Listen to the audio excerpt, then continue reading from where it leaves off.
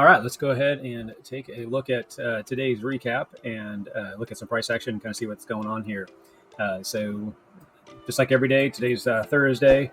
We'll go ahead and take a look at the price action and see how things broke down through here.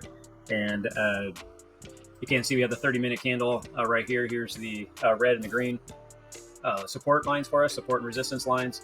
It's right through here. We instantly started to break down.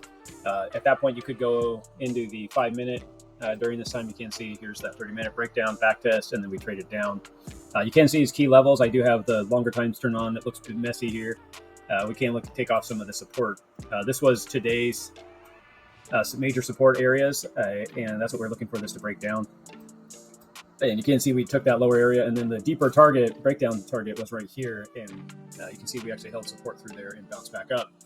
So that would have been, if you were in the 5-minute and you're looking at taking advantage of this, this pullback right here would have been where you'd want to take this. You could put the stop right above here, 1.5. This is why I like to trade at 1.5. One thing with this, though, is this started to break down here. Again, I would have taken my area, I would have taken this trade and moved down to break even. When you move down to break even, the downfall, depending on where you got in, if you got in right at the top of these wicks, bodies, you could have been all right at break even. This would have just came up and then broke down. The reason why I always move to break even, though, I'd rather get out of trade at zero or within a few cents of profit, if you will, and miss this kind of move than have this thing come back up here and then start to reverse, which you did see this happen right here. So you would have jumped in right here if you're using the 5-minute and taken this trade if you didn't get knocked out on the breaking even. Like I said, I'd rather get knocked out.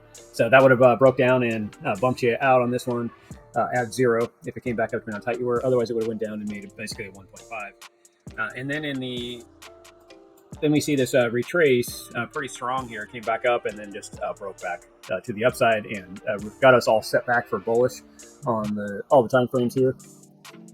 So that's one thing we were looking at is this break back up. And what we wanted to see on this move back up is we needed to see a retrace or some type of entry for us to get into. So if we're looking at the 15-minute, you can see how this kind of just went straight down. If you were trading the 15-minute, I went down to the 5-minute because I like to see that back test and try to get into this because this could have had a continuation on down and it would have been a good trade. But you can see that we turned. I like to get all three levels. Again, I'll point that out for you real quick. If you go into the settings here on this indicator, the 30-minute breakout watch, all it's doing is just showing you when it breaks out of the level, and then we become traders and we take the trade on the back test. The different colored dots here, the blue, orange, and this magenta color are right here. You can see it's the MACD expanding, the RSI validation, and it's valid basically in the volume spike. And it's really nice when you see all three kick in. Once you see all three dots and you see a breakout, that's a pretty strong move to a continuation. So you can see that we were really aggressive. Came up, and then I'd be looking for the back test. The 15-minute gave us a nice clean back test right here. Back test right back down to the breakout area, which was on our 30-minute. And then you can see we kind of just traded along sideways through the afternoon and evening, which isn't surprising me. It's on a Thursday, low volume. So that back test was right around the end of the 1 o'clock to 2 o'clock time frame. And then we started to run back up. And then for me, where I didn't want to get in until we started to get back up, because one of the key levels of support, as you can see, it's right here, the 1 hour 200 exponential moving average is a resistance, and then it's a cluster. So if you went around and looked at all different time frames, it's all the moving averages are kind of colliding right here at this 103,000 level.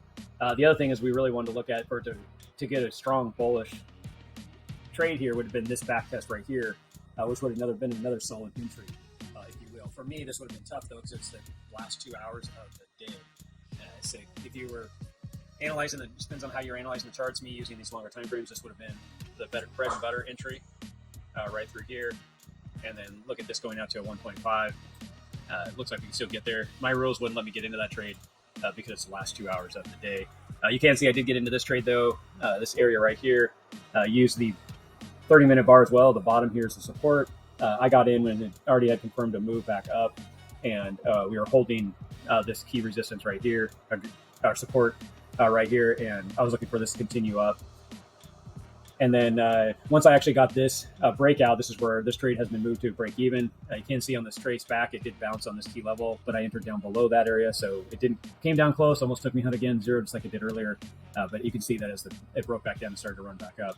So I'm sitting in a no money on the table trade right now.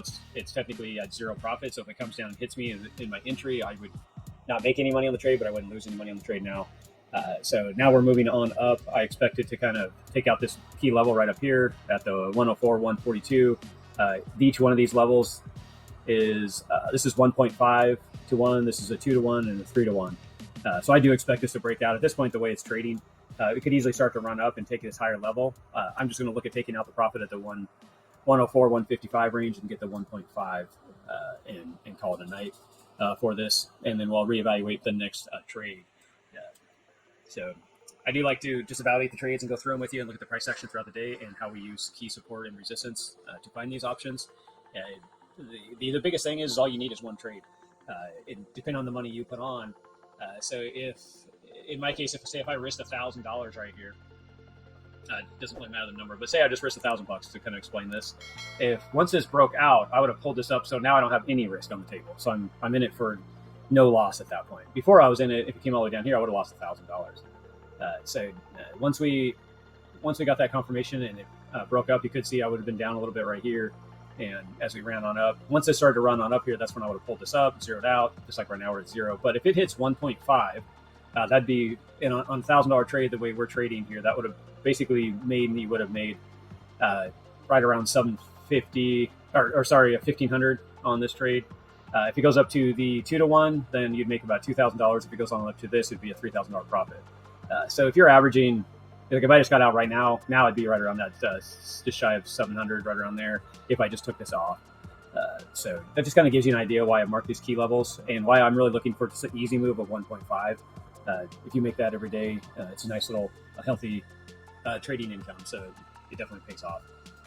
So there is some stuff that we're testing now. If you go over to our X account, formerly Twitter, you can use that to help find these key support. We put this stuff out there every single day. We're also putting out the weekly, which is this data right here. These key levels of support and resistance. You can see that how we came down and broke out in this major zone and rejected back off and pushed back up. That's what's nice about looking at this. The other thing is we do have the daily major. You can see this also consolidating the same spot in the daily. Also, we're consolidating right here at that 103, 300 major support. The nice thing is it gives us these strong levels with no opinion based, because it's AI that's giving that.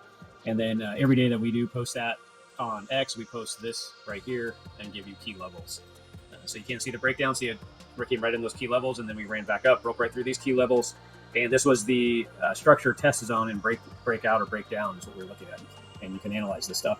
The other thing nice is you can run these trades through the same system, and it can give you some good pointers on if I ask this trade right here, or ask AI this trade right here, if I put it on here, it can look at the data that I'm just talking about and I show you guys, and it could actually tell you if you're crazy or not, or what it sees, and references key points.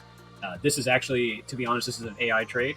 I just put my idea into the system, and it tweaked a little bit of it, and I said, okay, fine, I'll test the AI. And so you can see that AI is paid off. So we're going to continue to build into this and use AI. So we'll start posting those results and stuff on our X account. So if you want to check that out and learn more, you can go from there. So that is about it for this Thursday. Sorry for holding you up and explaining a little bit more, but I wanted to let you know that there's more to this than just me showing you price action. We are showing you how to get these key levels and providing this information as well. We're also going to start making videos on how to use AI, ChatGPT, and build an AI trading assistant. And you can actually build these levels on yourself and have something that you can constantly run your ideas by, build out journals, all that kind of stuff, and use AI to your advantage. So that's about it. As you can see, this is about ready to take me out. Like I said, I'm going to pull it out at the 1.5. So we're getting close there, getting a little exciting to be able to cash in. So that's about it for the day. And we will see you guys for Friday's recap. Thank you guys. Talk to you soon.